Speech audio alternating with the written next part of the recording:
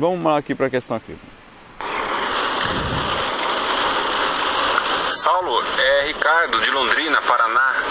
Saulo, gostaria que você dissesse um pouco sobre como que é a situação de espíritos que aqui na Terra ocuparam a posição de personalidades extremamente famosas, né?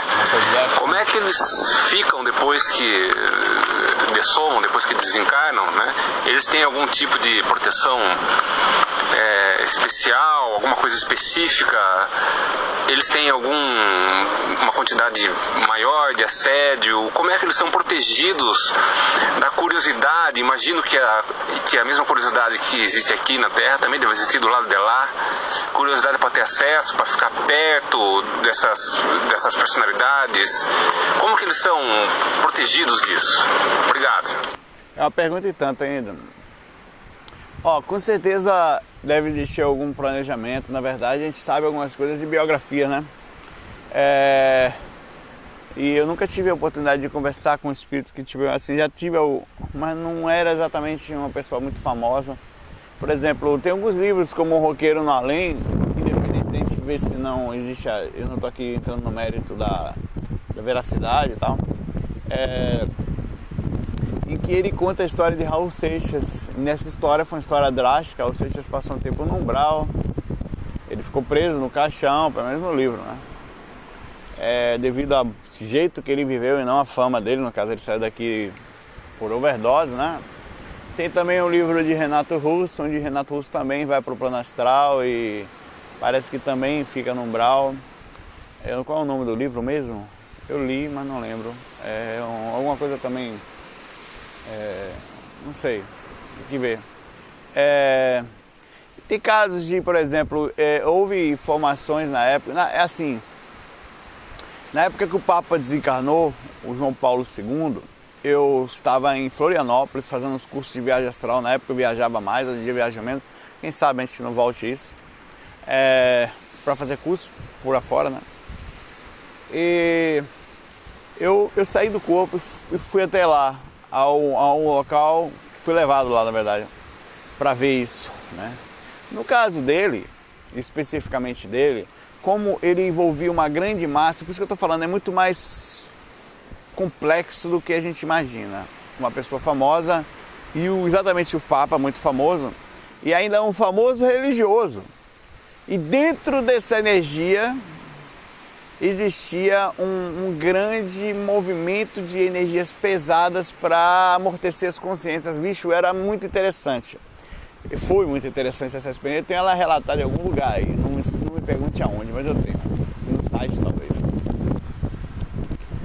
Onde eu cheguei lá, e no templo onde estava o caixão dele, onde existia ali, não foi no túnel de caixão, onde existia ali, era um lugar muito grande, não sei se só era do plano astral, enfim, não sei.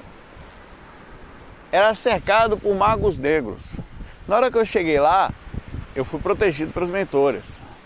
Mas eu senti uma energia pesadíssima. Eu não estou dizendo que a igreja católica é ligada a isso. Não é isso.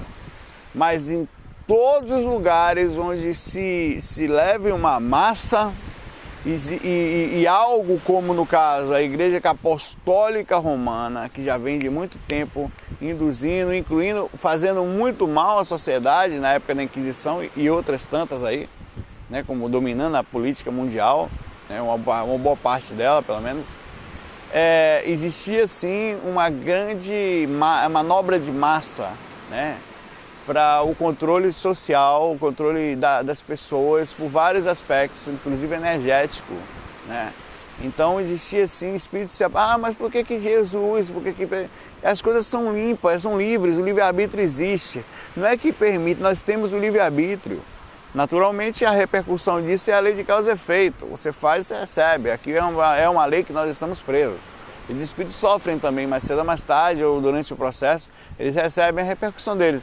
Mas era usada uma manobra, existia ali uma tentativa de comoção muito grande, e aproveitando aquela comoção, uma massa eu não sei por que aquilo existia, né?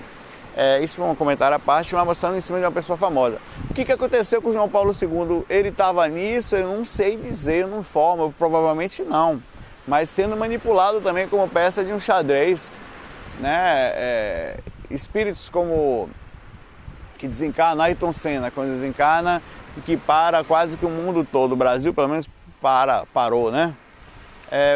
Provavelmente as pessoas, quando não vão especificamente para um umbral, digamos assim, ou quando não sofrem uma reação, todos eles já sofrem, eles devem ser adormecidos, eles devem ser dados como aqui faz algo, levado para uma dimensão relativamente mais neutra, ou para um pronto-socorro que eles consigam fazer uma proteção energética para a comoção, que isso gera uma energia fortíssima que vai longe, né? E ele deve apagar a consciência para que possa ter um pouco de paz para alguns meses, até que depois de um dia são recados, e esses recados eles chegam para a personalidade, deve haver uma proteção, né?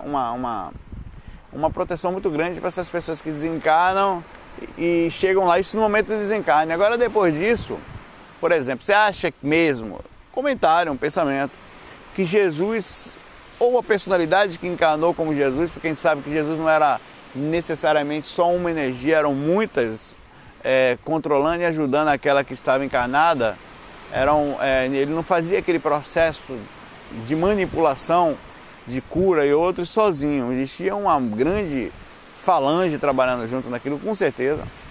A gente sempre quer ver um super-herói, mas não é exatamente, existe uma grande lógica em cada ação feita. Você acha que ele fica como Jesus? Não fica, sou Jesus aí, tudo bom? Não, ele não está nem aí para isso. Provavelmente eles mudam de personalidade, algumas poucas conseguem reconhecê-los, por causa de questão estratégica. Dificilmente você vai chegar do lado de lá, o espírito, eu não estou dizendo que isso não é possível, mas o sensato é que ele assuma uma personalidade a não ser que utilize isso para o trabalho de amparo, um espírito já equilibrado, já maduro, já consciente, sabendo como a consciência das pessoas funciona, a limitação, a necessidade de aparecer, necessidade de ego.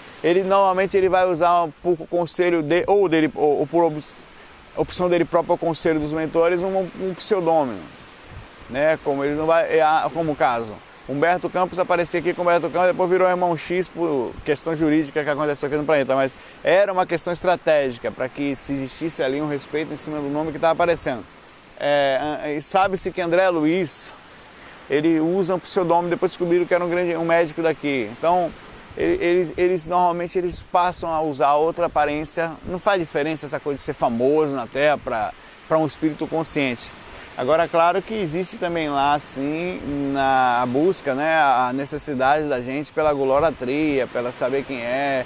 Olha, aquele ali foi um faraó no mundo. Você olha, rapaz, foi mesmo, encarnou. Então existe essa coisa da gente ainda buscar as pessoas para isso. Mas no fim das contas, a verdade é que todas as pessoas encarnaram muito, provavelmente algumas personalidades podem não ter sido absolutamente famosas, mas tiveram destaque nessa encarnação. É comum que um ou outro tenha tido um determinado tipo de posição, por exemplo, Leonardo da Vinci. Onde é que está esse cara? Em outro planeta? Né? Ele está por aí ou está onde? Né? E como é que, imagine, você acha que ele fica como Leonardo da Vinci? Não fica. Né? Mas seria interessante se você tivesse um plano astral agora e falar, Leonardo da Vinci, a gente ia querer conversar com ele. E aí, velho, como foi aquilo ali e tal? Né? Entender o que aconteceu. Eu creio que exista aí uma natural não necessidade de aparecer dos espíritos, certo? Eu não creio que eles vão ficar ali falando com o título, como eu falei, a não ser que exista aí uma real necessidade de amparo e utilização daquilo para o bem. Né? Espíritos conscientes não vão, a não ser que seja um baralhinho, né? O cara fica por aí ainda se apresentando de forma diferente, por necessidade mesmo egóica. Isso é uma coisa humana, é uma coisa temporária. Um homem precisa de muita vaidade, porque a vida é muito curta, a vida é meio sem sentido, porque morre e vai embora, de repente não tem controle de nada. Então, essa necessidade de aparecer nada mais é do que dar um sentido ao não sentido. Sentir-se importante, pelo menos ser aceito socialmente, para que vocês também se encontrem e aceitem internamente. É uma coisa bem complexa, né?